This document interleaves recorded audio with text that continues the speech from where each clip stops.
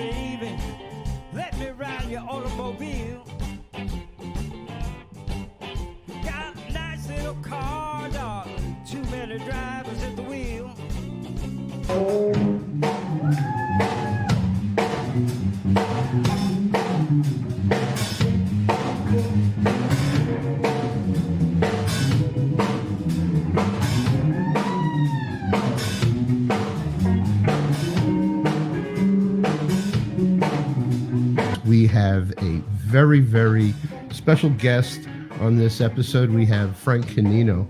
And Frank is I just want to say it, he's the staple of bass playing in rock jazz in the New York, LA scene. And we're very blessed to have him tonight. He's going to talk about where he started, where he's been, and where he's going. And awesome. I'm going to pass the first question off to Anthony. All right, guys. Take it away. First and foremost, welcome Frank Canino. Frank, speak Frank. Thank you. Surprised, glad you wanted to. Awesome. All right, first and foremost, and let's jump right into it. Okay. Did the bass find you, or did you find the bass? Oh, I found the bass. It was a very simple story. So, like I started taking guitar lessons in my neighborhood, where I still kind of live when I'm not here in Riverdale in the Bronx.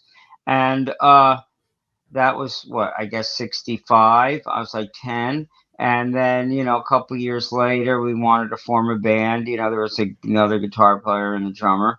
And the other guitar player was better than me. And this is the story that you will hear every once in a while. And so it was like, okay, he's better. You play bass because it's only 4 strings. Now, this guy, his name, I'll tell you who he was. His name is Bruce Malsky. And if you Google him, he's a genius because he's become a master guitarist, fiddler, banjo player in the sort of not old music scene, old Americana scene. Okay. I forgot what they call it. But the interesting thing is that, if someone's going to kick your ass, they better be good, so. Agreed. Absolutely. Yeah. Agreed. So and Bruce didn't even remember that because, like with a lot of people, I, reconnected with him on Facebook after years. It was kind of funny stories, but he's a great guy and he does, it's all over the world. So I got this bass. It was a mock Hohner knockoff bass. It was an Ideal bass. Wait, hold on a second. Hold on 1 second.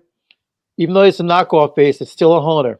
We have to. No, it wasn't a Hohner. We're not worthy. It was a Hohner copy. It was not made by Hohner. Okay. There were a lot of them back then. And yes, it's funny because I've looked for those. Can't find any. Ideal was the company. So anyway, it really, and I do have a picture somewhere of like our first gig. And I didn't really know what to do with it. I didn't connect to bass. I didn't have a real sense of it. It sort of stayed mostly in my closet until there was like band practice. And so that was when I was about, I guess, 12, 12. And so I sort of messed around with it for a while through high school. I learned a little bit here and there. Where I went to high school, we lived in the Bronx. My mom taught in a school system in a fancy neighborhood, Scarsdale in Westchester, and it actually was a great place to go to school. Hmm. And the Grateful Dead was like the band, really popular. Grateful Dead and the Paul Butterfield Blues Band back then was Wow. shit. And we got Butterfield to play on our auditorium, which Oh, was wow. Okay. a Wow. wonderful thing that happened. Now, were you listening to Grateful Dead at that time? Yeah, I was listening to everything. I mean, I was starting around 1962. I was listening, anything on the radio. In New York, it was pretty much like between WABC and WMCA. So you'd be in the car and you'd push the ABC button. If there was a song you didn't like, you'd push the MCA button, and you'd be going back and forth. And then they started with the FM stations, playing the album cuts. And of course, records were expensive. So it was all about like who had what record, and you had to save up and trade with your friends or go to your friend's house just to hear a record. So, and then, it was like Jimi Hendrix and, early Led Zeppelin and thing. Wait. Hold on a second. He You said said it. early Led Zeppelin, John Paul Jones. We're not worthy. We're not I worthy. didn't even know what he was doing. I mean, I was just sort of listening to it, and it was definitely the cool people that were listening to that stuff. So that's just what I did. When the thing about high school, which is great, and we're actually considering making a film about this because other high schools have done it. A lot of the people from our class, and I was 69 to 73, became professionals, guys you've heard of, and I'm not going to give all the names now, but, like one guy, we did a Broadway show together for 5 years, and a lot of people are still close. So it was a special time. But I wasn't, I just played along. I didn't think I thought I was good enough to play, which is really all I wanted to ever do, just not have another job. And it was funny because I was talking to someone a drummer was saying, well, we all wanted to be Tony Williams. And I was like, I didn't dream of being anywhere near that good. I just didn't want to have another job. And Okay. early in college, I went to SUNY Purchase, which is a whole other thing because it became a really good jazz school. But when I was there, I was the second year that was entered, 1973. There was no jazz program. They had a strong classical music program. But there were some players, who I still play with today, who are into jazz. And I was recommended to study with a teacher named Sal Mosca, who was a pianist, but he taught all instruments, and I went over to his place, and he was very convincing, and I studied with him for many years, and I played with him. We played in Europe. We played about 3 different weeks at the Village Vanguard in the late 70s, early 80s. So that was a nice experience. It's very heady music. He had been a student of Lenny Tristano, as you know about Lenny. It's very deep harmonic jazz stuff, and I learned soloing kind of from him, mostly a lot of harmony. But Did you feel that you found your groove when you got involved with someone like him in that sense? not really. I was still like a beginner. I still feel like I knew what it was supposed to sound like, but what was the thing? I was in another band. As college started, I joined a R&B band of kids from my school, high school, who I thought were like the greatest ever.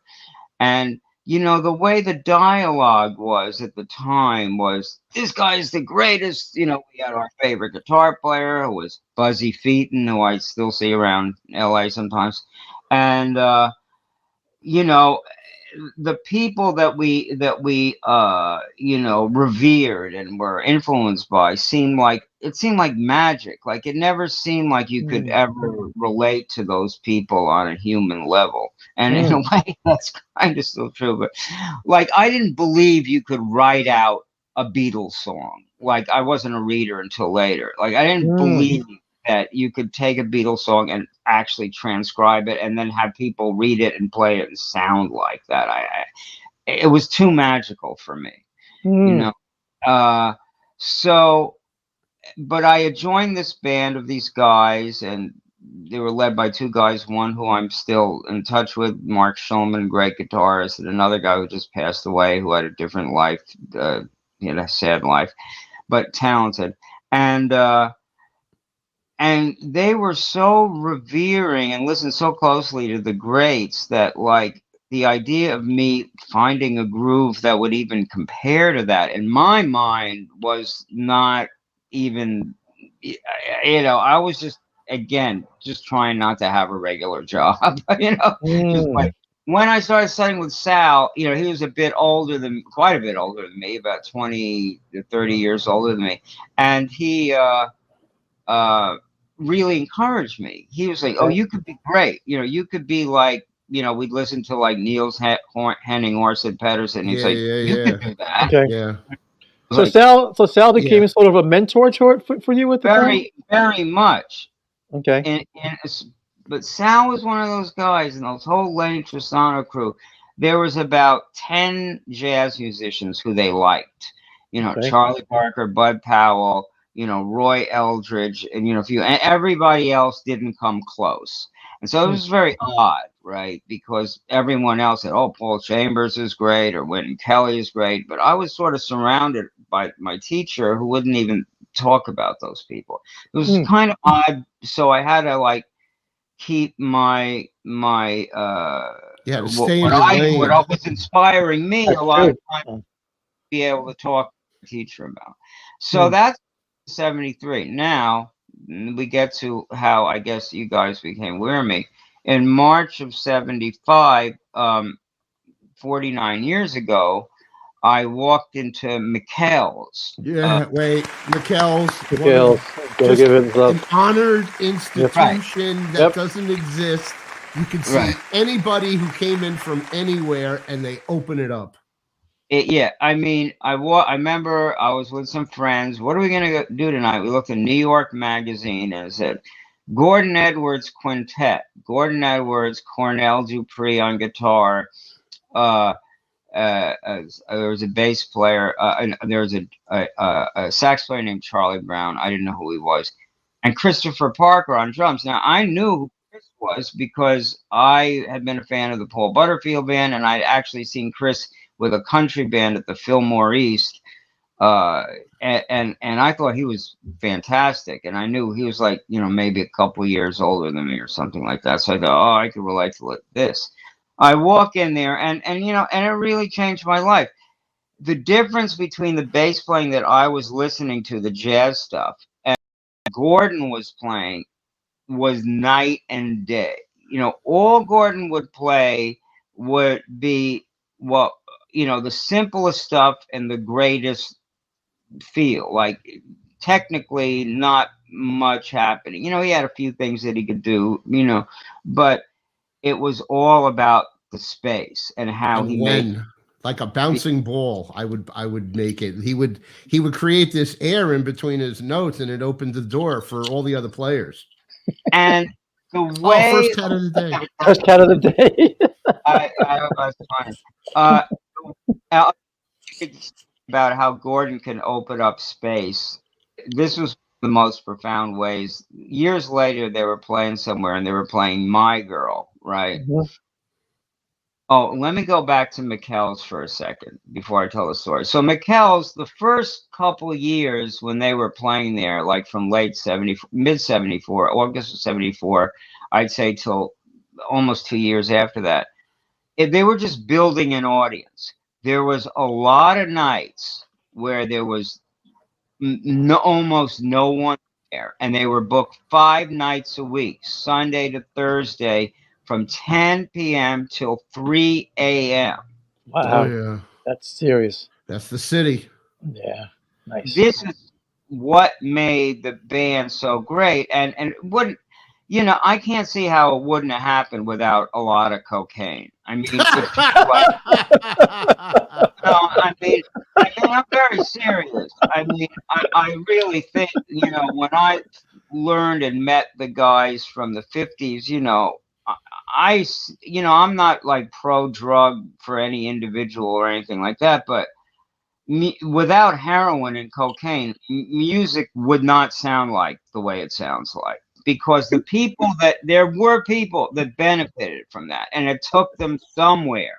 Okay, wait, let me interrupt you for just a second because that is very interesting. I had a conversation about that with a friend of mine a couple of days ago. We were talking about how, because I don't drink or do drugs, and I remember at some point he said, if you did, because you're a creative guy to begin with, but you would expand your horizon, and I never quite understood that, but maybe you can elaborate on that more so. Yeah, it's really simple, actually. What it does, in the beginning, before it like takes off over your life and ruins it, and alimony and everything,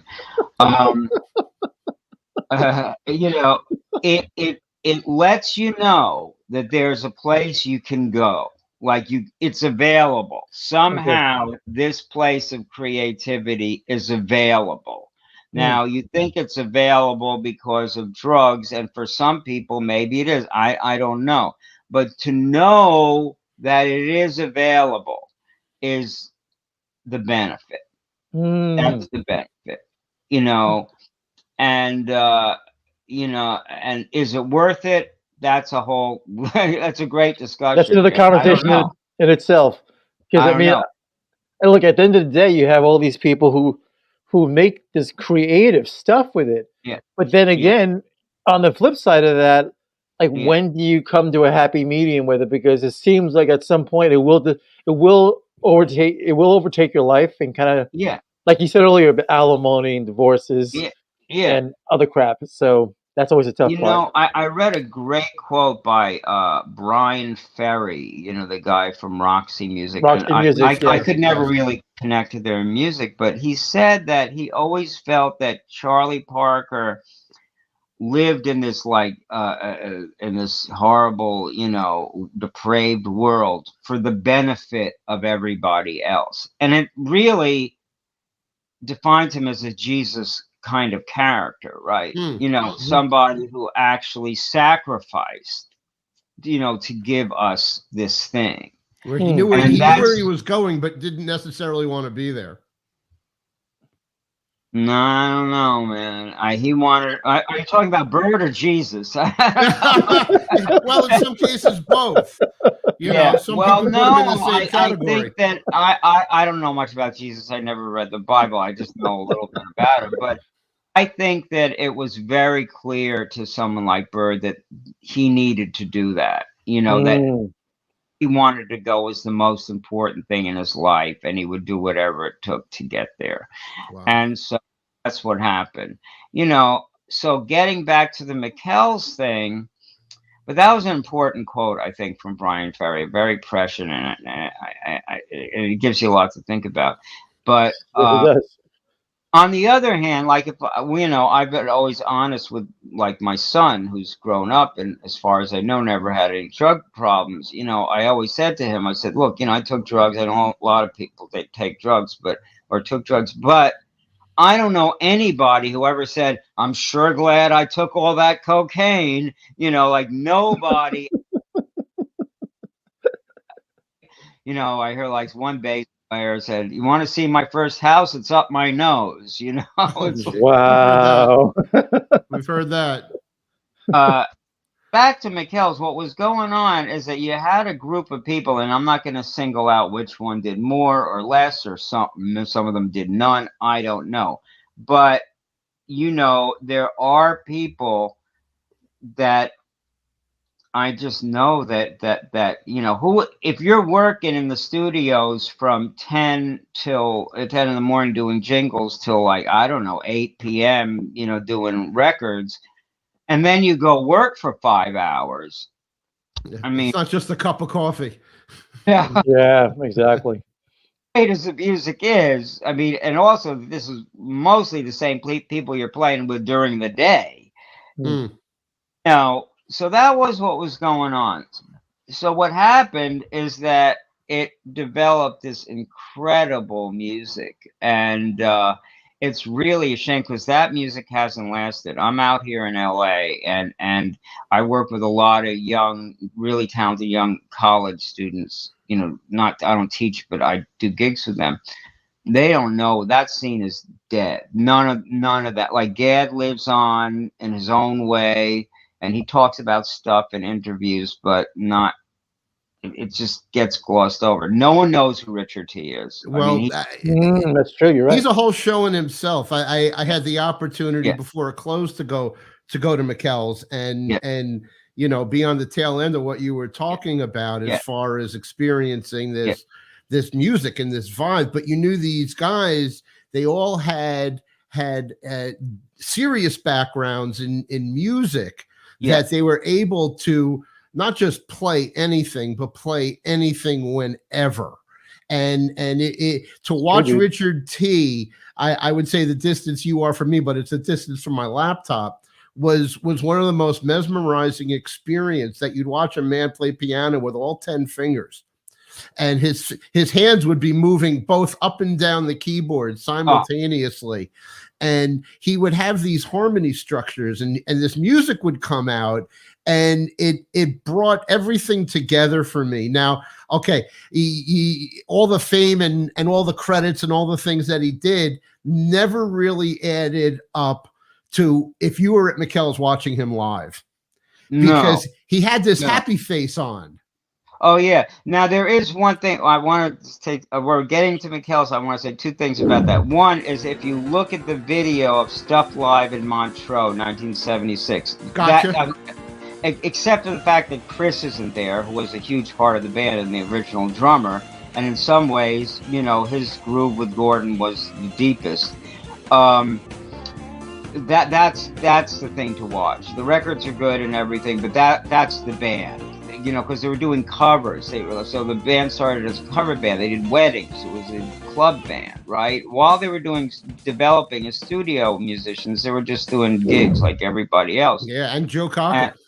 yeah, well, that was a little later, you know. But in the late '60s and early '70s, they were just doing whatever.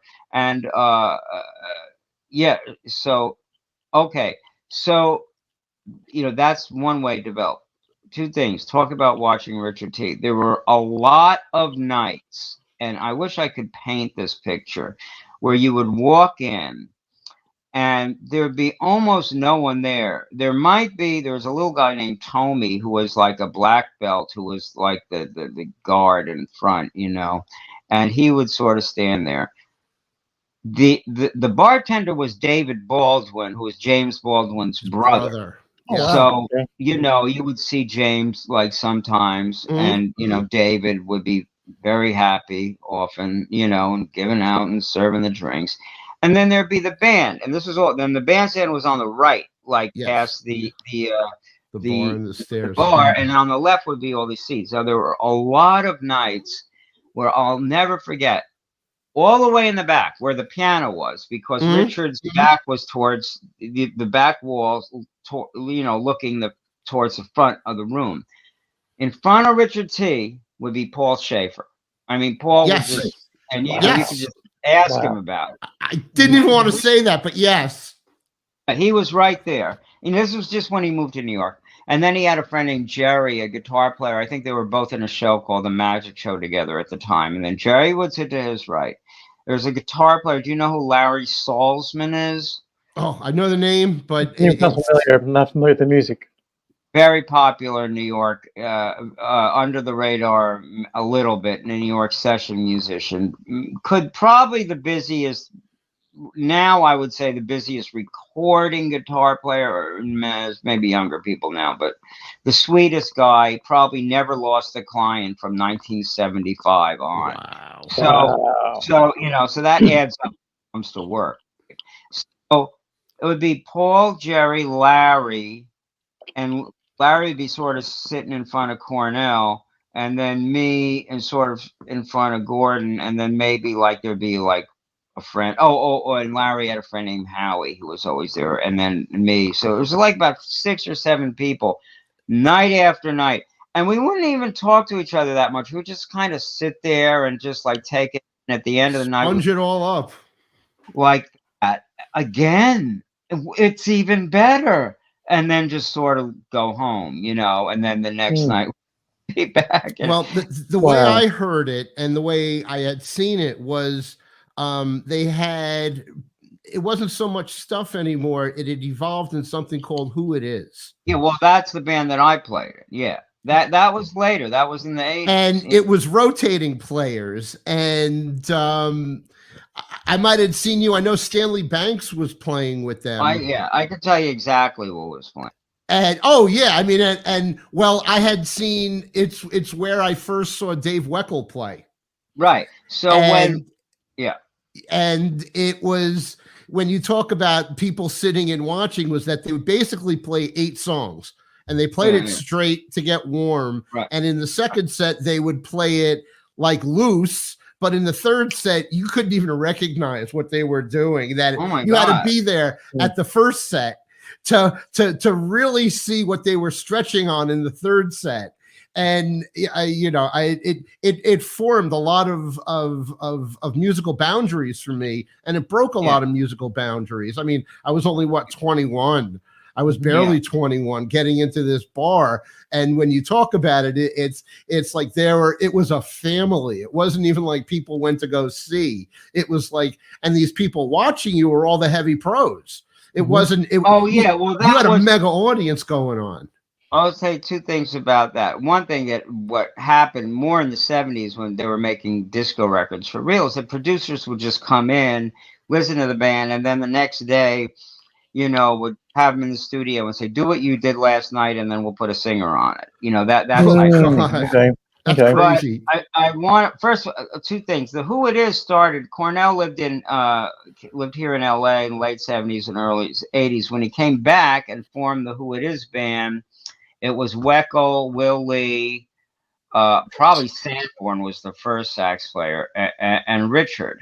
And but Cornell wanted to keep working, and those guys were busy, so it did shift around a lot. Stanley did it for a long time, and then at one point he was out with George Benson for so long, and then that's when I started doing it, and I was able to hang in there for a long time. But I want to say something about the repertoire of stuff, and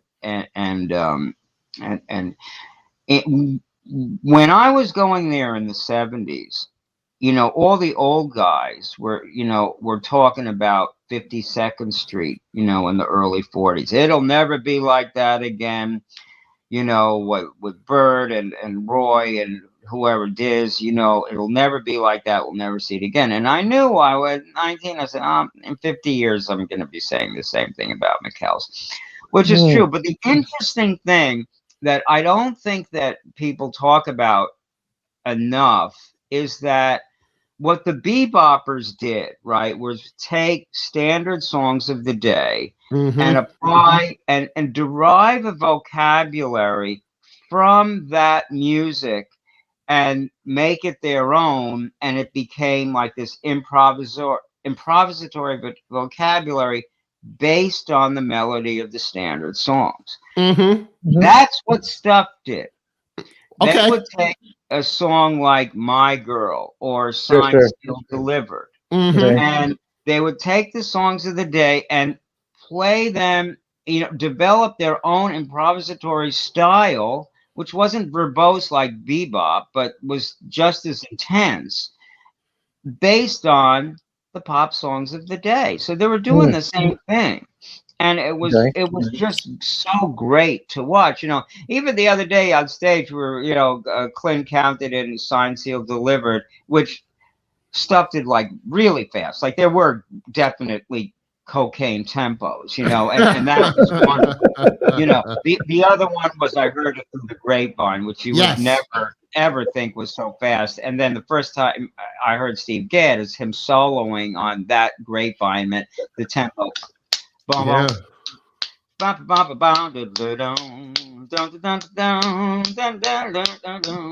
that tempo. right? And Wow. then I was like, who is this guy? So it was really interesting what they were doing, and it's really a shame that it hasn't. It just, it might in the future. I But actually want to legitimize your term cocaine temple to cocaine tempos. They should literally put that somewhere in a music catalog saying this is yeah, cocaine temple and you know exactly what it means to go there. yeah. But they played it that it almost, sometimes we go a little over the top, but most of the time they could play those tempos in a very relaxed, grooving fashion, right? Okay.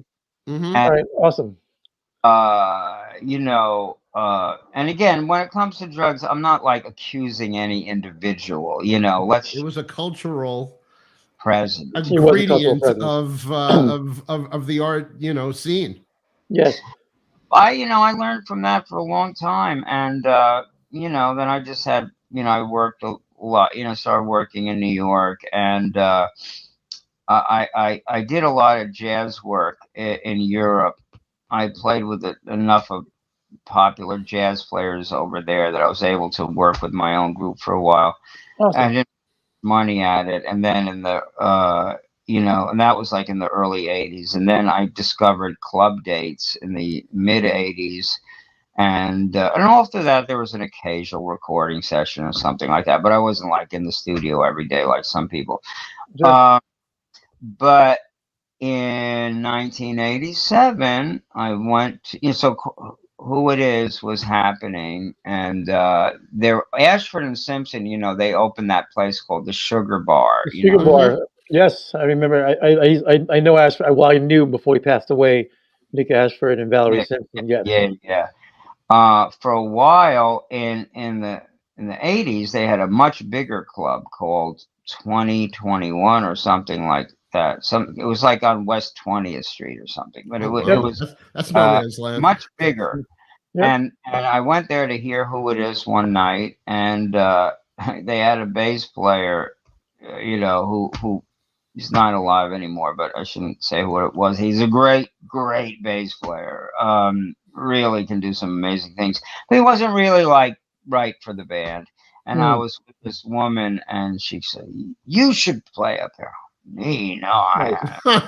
oh, you play up there. So I went up to Cornell and I gave him my card, and he goes, "Oh, I wish I had, maybe he recognized me because I had been to McKell's 100 times, but they were gods. Like it was, Yeah, I didn't talk to those guys very much, he was very to himself. He liked smoking his pipe. He liked Yeah, playing his yeah, guitar, and yeah. Nice. I mean, it was it. These. I remember I told Gordon this once the other day. I overheard Gordon once talking about saying they were having a conversation with someone, and he was saying, "Well, look, you're working, I'm working. What's the problem?" And I thought that even the idea, the notion that maybe they wouldn't be working, I couldn't even. Yeah, I couldn't believe that was part of the conversation. right. These are the most amazing like work, like that. There's a question. I Mm, couldn't fucking Yeah. believe it. Anyway, so I gave Gordell my card, and later in the week he called me up. He said, "Can you play Sunday night?" And I was like, "Yeah." mm, And those guys did not know who I was. It was Richard T. and Chris Parker, mm. Okay. Okay. and I went up there and I knew every song. You know how it is. Yeah, you knew every Wow. song. Isn't that Wow. great? And then they just hired me. And I Wow. was. We did a lot of stuff, and I didn't get to do a lot of studio work with them, but I did, the Cornell's records, some of them, and that was wonderful. And then it opened up a lot of doors for me that I couldn't really see was happening. I was just getting calls, and you never know when you're getting a call, like how you got the call or something like Sure. that. And I uh, and I started getting a lot of calls, and then started getting calls from a bass player, contractor named John Miller, and Okay. I had met him before, just through friends, and he eventually got me on this show called Smokey Joe's Cafe, which ran for 5 years, which is why I have a roof over my head today. Yep. Good for you. Awesome. Yeah. Wait, I want to interrupt you for just 1 second. So let's circle back to when you fell in love, because you mentioned before that you wanted to get involved with the idea of never having to really work a day job. Right. So when you first your instrument or you grabbed the bass, what bass was it that made you decide, hey, I love doing this as a living. I love doing this for a living, and this is what I want to do for the rest of my life. It wasn't, I mean, I had that bass for a while, and then next year I got a 64 precision bass, which I always have to say it was refinished in the Hmm. 70s, and the guy who refinished it inlaid a little yin yang on the top horn, and it Okay. was stolen. So, Okay. and you got a precision bass with a yin yang inlaid on the top horn. Mm. It's mine. So, It is yours. I mean, maybe other people did it too, but if you acquired it in like early 1980, it's It's an probably added feature. mine. Mhm. Anyway, especially if you live in the Soho area. Gotcha. Uh, so, so it wasn't any particular business. It was just like what I wanted to do. I just wanted. I didn't know anything about the business. It's funny. My mom, if she's still alive, was a classical piano player. But what she knew about the music business is that you practice 12 hours a day and then you play at Carnegie Hall. She didn't know anything about the rest of it. Mm. Okay.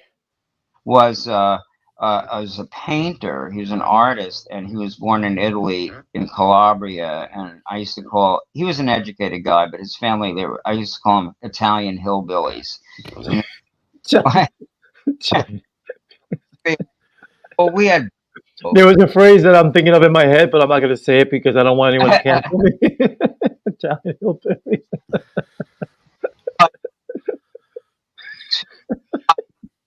we just on the burros and go up the mountain. They lived more like 2,000 years ago than 100 years later. I mean, Mhm. he moved here, and he was a very artistic guy. He was a great he was a real artist, Mhm. not a and he had a great life. But he didn't know anything about business. So none of these people, my mom or dad, had no idea what I was doing, what I was listening to. It really created not an angry rift, but it's like I lived in a different world from my parents. Like I Mm. think definitely more than people who came from a loving situation, but still had their life was very different. A lot of people, who, veer off from their family life at a young age. It's because of a bad thing. For me, it was just because they didn't understand music. So I just Oh like music. wow. Okay. But so there wasn't any particular bass or instrument, so I had no guidance from them. They didn't know like that you could make a living doing club dates or record dates, or they didn't, and I didn't, a bit unfortunately, my teacher sort of just wanted me to do jazz, so like I didn't have any kind of commercial a mentor or anything. Like I remember, like some people liked the way I played, and they said, "Oh, come to a session," and there were charts. I couldn't read. I didn't know there'd be charts. I thought people just like play what they heard most of the time. Mm. It was hard. It was Was that a bit of a surprise for you because you're used to kind of feeling things out and playing the yeah, it tracks? was, and just like I knew tunes. I was good. When you're young, you can remember stuff. So I remembered a lot of songs. So I could play. I knew a lot of songs well enough to play them. That's how I got into club dates, and then. So I was just working, I was good enough to just, work. And once in a while I would have another job, but hardly ever. And then in 1988, the Motown book, the Jamerson book came Standing out. in the shadows. Right. That's And right. that's when I really learned to read, because every bar is different, right? I mean, I It know how was to read. reinterpretations. That's right. Well, I mean, it was just if you could get through that book, you pretty much know how to read most of what you would ever see, on a bass part, because Mm, it wasn't That's like true. that is true. and then the eighth bar would be different, bump, bump, bump, bump, bump. It would just so there was a lot in there, and it's very interesting to see which bass players took on this rough stuff and which ones didn't. Mm-hmm. Mm, But so then after that, I guess I could read well enough to like, play with Cornell and those guys. And Cornell wasn't the greatest reader, but good. If you have a good feel, most producers will like let you do your thing. I mean, Cornell was a bender, so I don't yes. know. I don't know how much writing you're going to do of all those bends. well, there was that too. And Yes. he always sounded good. Like Mhm. with Barbara Streisand, there's that the one on that there's that record Guilty. Yeah, Yes. Like be great on that. You can put him in with anyone. It'll be fine. Mm. He'll sound really good. So then I got to Smokey Joe's Cafe, and then what happened after that? I worked in New York through there, and then in 2000 when that ended, I could tell that the Broadway business was getting more competitive. So I decided to do the road thing. Now, I'd been on the road before with various bands like Kid Creole and stuff like that, one nighters, which is okay when younger. Then I subbed on a Smokey Joe's tour, and you stay in one place for a whole week, a whole and, week. Wow. and they give you it was so well organized. I mean, compared to like any rock and roll tour I had ever been on, except or heard of it. Still is. It's a one So nighter. It's True. 2 hours down, 3 hours on, 2 hours yeah, home.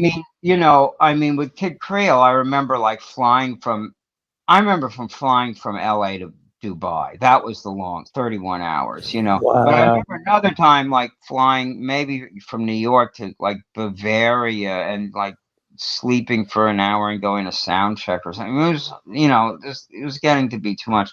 So when I saw what the touring life was for Broadway shows, I got into that. And again, my timing was good because it wasn't as competitive then. So between I would say 2000 and 2020, I did about 12 years on the road, maybe something like that, some Wow. long tours. And That's a it relatively long time living out of a suitcase. Yeah, I Playing. mean, it depends who you are. Like, I'm good at that. Like, if I could go to the gym during the day, Mhm. I don't need a lot. I'm not. I have a son, but he was like maybe 15 when I left, living with his mother. Not, and he started doing he did very well in school, but when I left, he did even better. And I was like, wait a minute, your dad leaves time. You're supposed to join a gang, and you're Racing dragsters. so. Kid does better. Duke University and became like a big deal, producer out here in Hollywood. And uh, so I stayed on the road, and then I was on off the road, but on a lot. And then 2020, I was sitting in Chicago, and we were starting a new show there, and so I was just sitting down. I thought I was going to be there for a few months, and then we worked from March 1st to March 15th, and then the pandemic started, and after sitting I said, well, I'll just sit here for a while. I don't know anyone here, but you're not supposed to hang out with anybody anyway. So Mm. about 4 weeks, I was like, well, where should I go? And I looked in New York. I had lived in Long Island. I really liked northern fork of Long Island. You couldn't find anything. Everyone from the city was splitting. Like the cheapest thing, studio apartment, $3,000 a month or something. Yeah. I always want to live in California. Let me look in California. Found a great place, amazing place where I live, really cheap, and it's been a blessing. And Speaking of California, how did you transition from that's New York to California? really interesting, and that's a good thing to talk about because it's really on my mind. So what happened is that I moved here May 1st, 2020, Now, I didn't know what was going to happen. The government was sending me all kinds of money for this and that, and like, I didn't have to worry about money. I was about to take I had already taken my pension.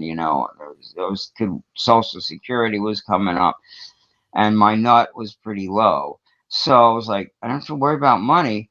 I could play here 24 hours a day, So I just, all I did for like a year and a half was just practice and paint or just do whatever I want. It was great. I had a wonderful pandemic.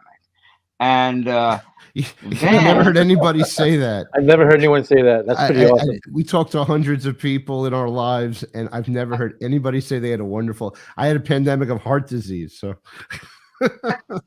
Yeah.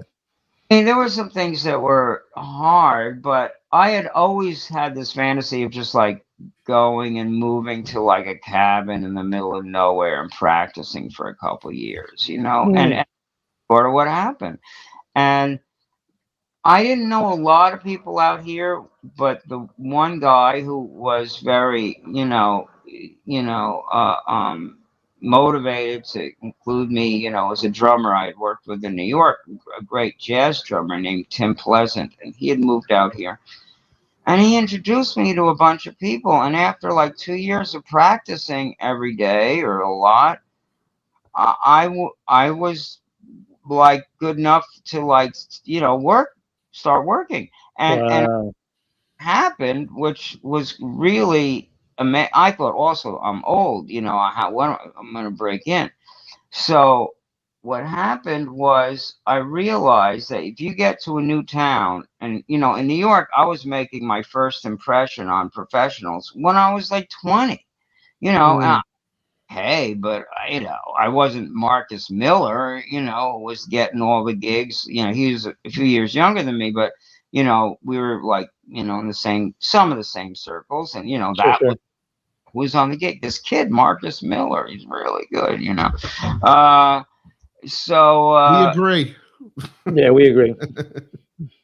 So what happened is that I realized that if you're the new guy on the scene with 50 years of experience, you're going to do a lot better than if you're the new guy on the scene with no experience working. And it's, a lot of money, but it's almost as much as I want. Not every night, but I don't want to work every night. But like, I came back from New York. I had 2 gigs on Saturday, and so it's been great. But the funny thing, which is really frustrating to me, is that I got into the scene as a jazz upright player. Now that's great. That's when I'm left to my own devices. Mostly, that's what I do. I practice, jazz on the upright. Just tunes and soloing and grooving along.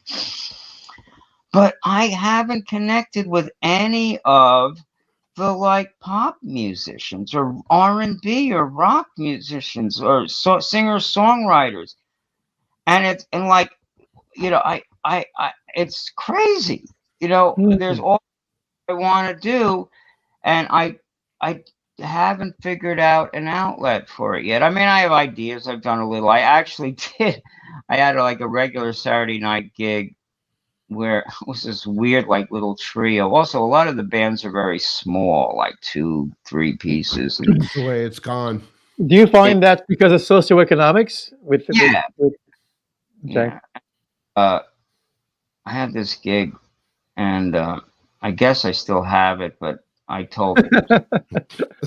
You guess you still have it. We know how you feel. Practice singing, and I play piano too. I play piano and guitar and stuff.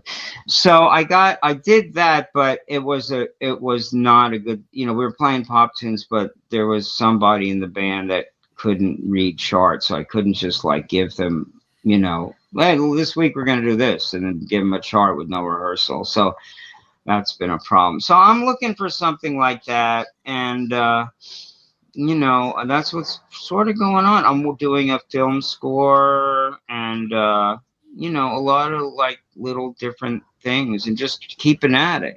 Just I spend as much time do a lot of yoga and stuff like that. You know, The Awesome. question is it either New York or it's L.A. and there's no. It's like the old New York Magazine. that's been a really funny is, one too is there because anything in the middle? not really. Like I'm really happy going just between New York and LA. Where did Anthony go? He lost him for a second. He drifts sometimes. All right. Oh, I told him to say hi to my boo. Hey, boo. Hey. Oh, there you are. Okay, great. Yeah, his signal out here can sometimes, we're actually both in across Rockland the County. bridge. Across the Anthony's bridge. in Rockland County in Spring Valley, and I'm up in Middletown in Orange County. Okay, And I'll be at Maureen's Jazz Cellar on Oh, April you're 20th oh, in you're Nyack. gonna be in Nyack. You're gonna with be a in Nyack. Grateful Dead cover band. Which one? Well, we're going to see it. What was the date? It's called the Dead Center All Stars. Okay. And that I don't know who shows up, but a lot of times it's a good band. I just like playing that music. It's a different approach, and I love the songs, and it's not like a lot of professional players. Although one of my projects over the last few years is I've been writing nice charts for Grateful Dead songs, so I can play them with people that aren't like Deadheads. Can I, Anthony? I need to ask a question. Sure, go jump right in. Because every now and then I get a call to play in a Grateful Dead band, and it's a big quandary in my head. Because if you play cover tunes and you want to talk about a bassist like Phil Lesh, where do you start? You play the record, you listen to the live. He's sometimes playing a different song than the whole band. And there's a lot of whens and whats, and I would love to hear an answer because I want to start a chat on this. The real Dead bands will tell you, like, because they know, what they identify the song arrangements from, like they'll say, okay, we do Uncle John's band like 8/21/73. I understand. So that's the live recording to listen to. So, or let's say we do it like the record, or they say, okay, we do Helen at like 7/21/89. They have their shit together. That's what they'll do. Well, I've ended up in circumstances where all they want is just another rhythm guitar player. It happens, and then I get like. I start hearing words because I'm conduct becoming Phil Lesh, and I'm hearing it, and it's I don't know. Yeah, I mean, I don't know. I don't do it that much, and the people that I do it with are like old friends, like from high school. So it's not, and when I have done it with people who don't know me, it doesn't always. I mean, I don't always get callbacks and stuff like that. I understand. Sometimes I do know. they don't. It's much harder for drummers. I think that's the hardest thing and it's really hard for people who think that it's a walk in the park because I've been writing out these charts, and let me tell you, there are a lot of 3/4 bars, 7/4 bars, and they play them so naturally, and it's really great, Anyway, so I've been doing that, and. And then they're just like trying to play with like people that are better than me. Like, do you know who Oz Noy is? Yeah. Oh, big time. Yes. Huge. What a fantastic guitar player. Him to fame that I discovered Oz. So what happened was there was a party at a club called the Triad. It was a birthday for some drummer. And is that on the Lower East Side? No, it was on 72nd Street. Okay. I'm thinking the Triangle.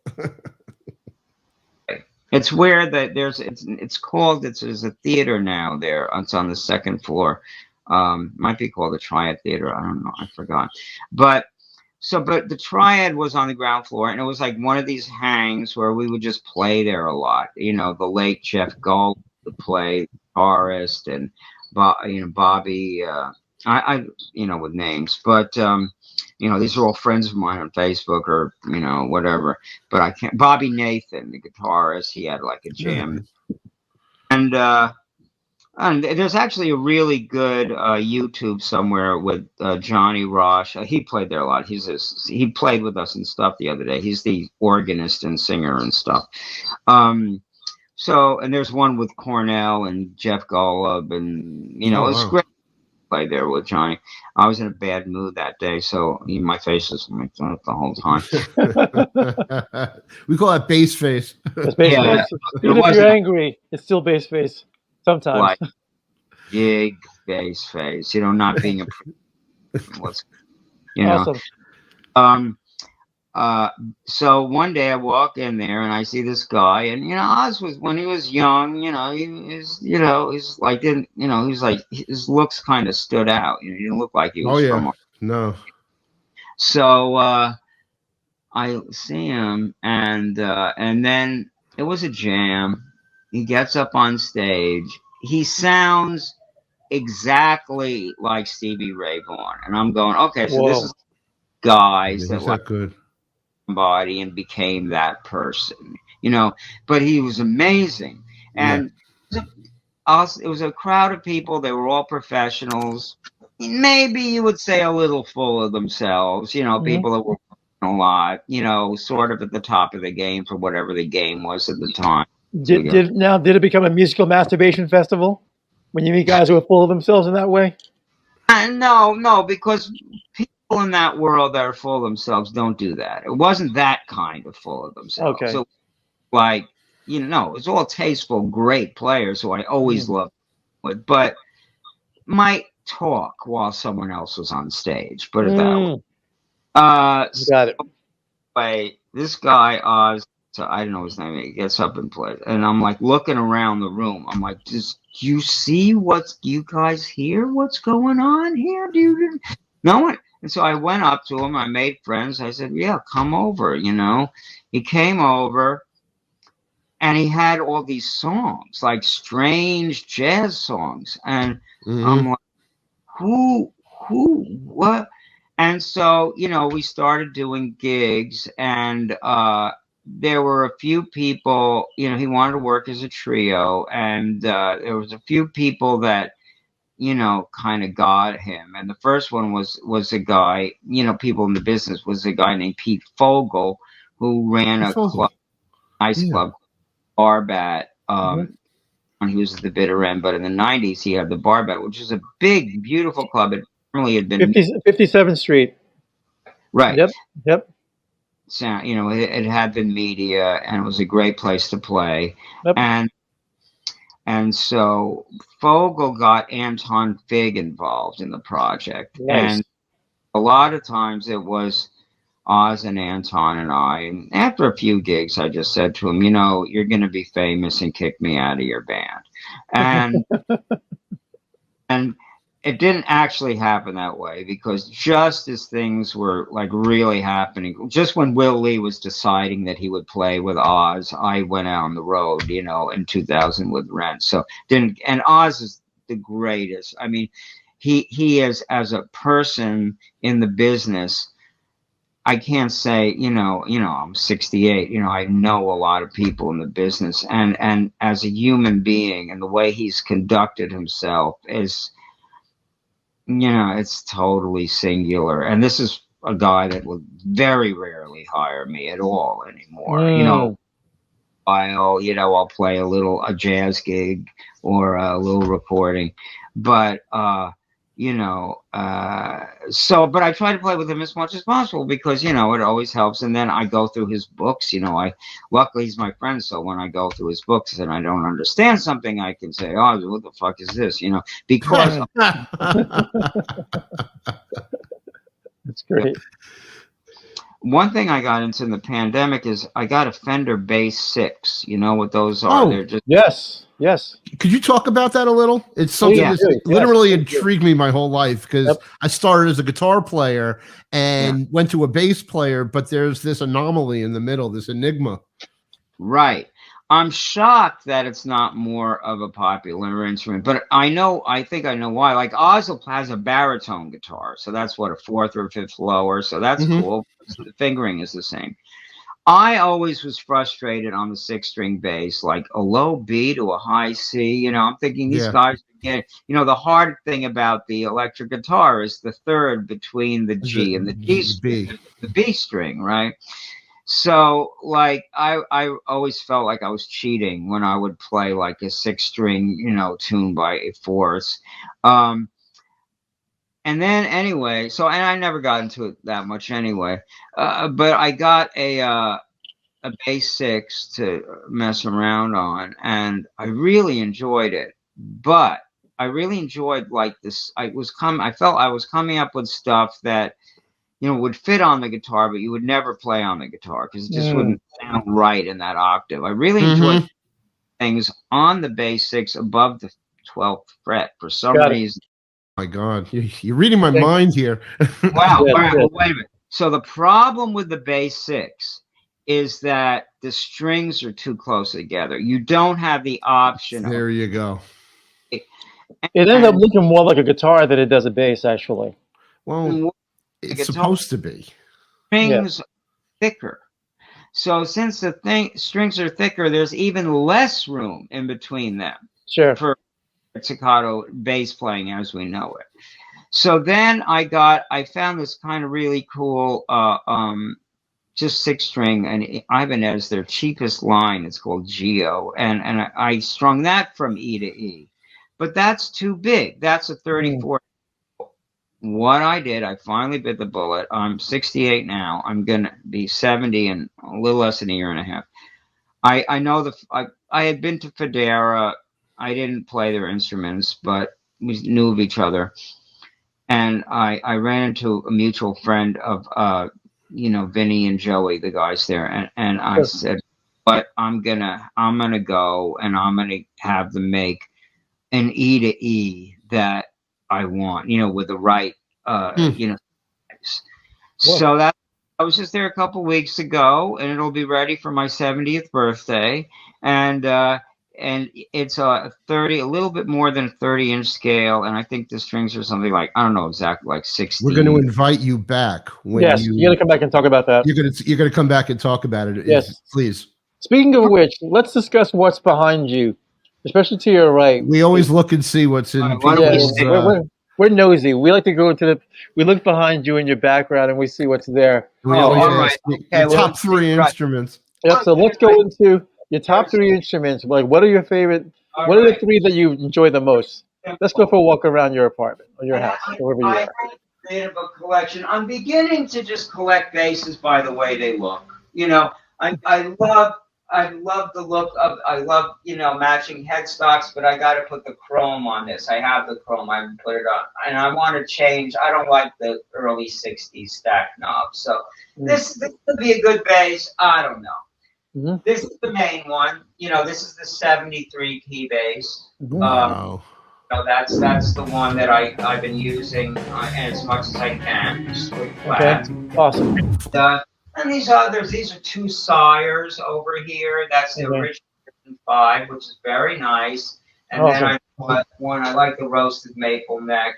It doesn't sound great, but I love the feel of the neck. And then this is my, one of my Ibanez 6 strings, and then and then there's the bass 6. Nice.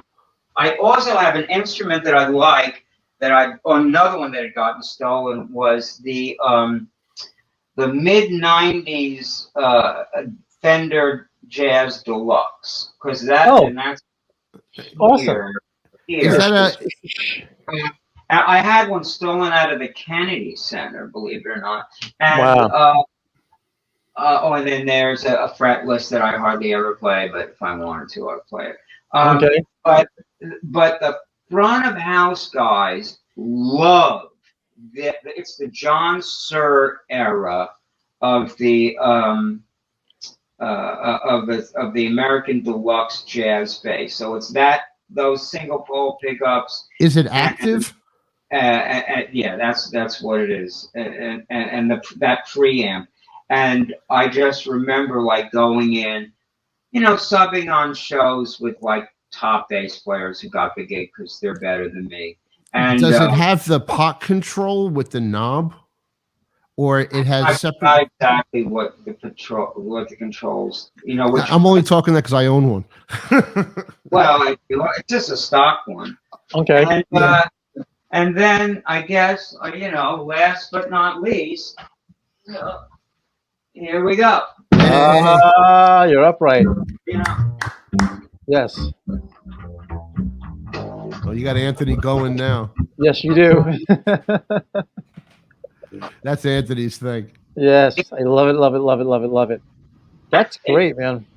fact that I get this horrible split in my finger. I don't know where here, and it just starts bleeding. I have to do something about that. Like when I came back, I guess Friday I was on the plane, so my skin must have been dried out, and then I did a gig in the morning, and I will close with this because I do have to go. We could do this another time, or you can whatever. Okay. But my skin must have been dry.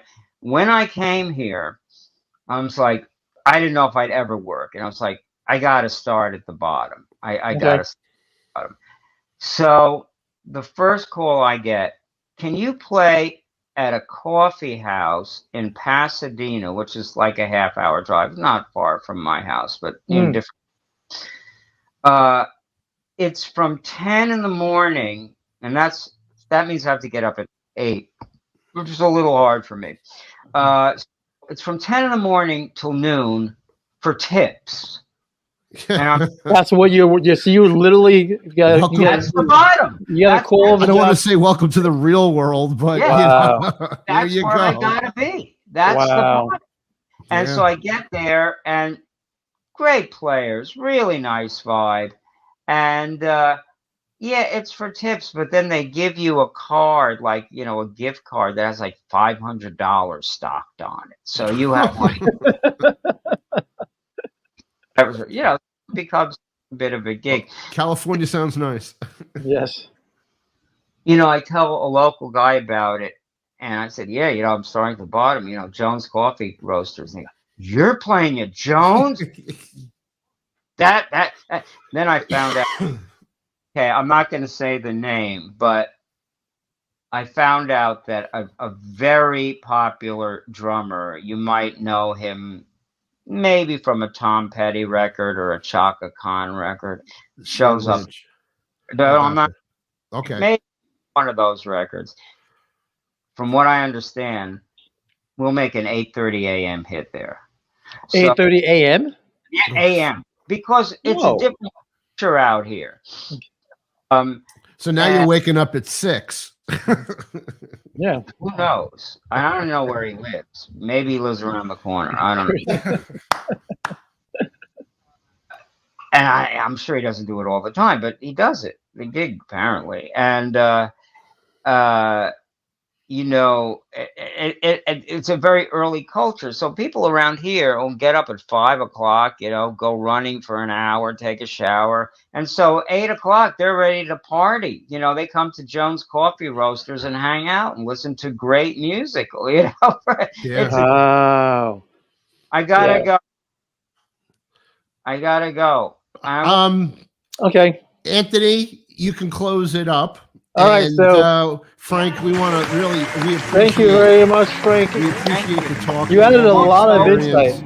Let me just say, I do have a couple, 3 songs. I'm a songwriter, a singer-songwriter. So on Spotify, there's 3 of my songs just under Frank. Promote it.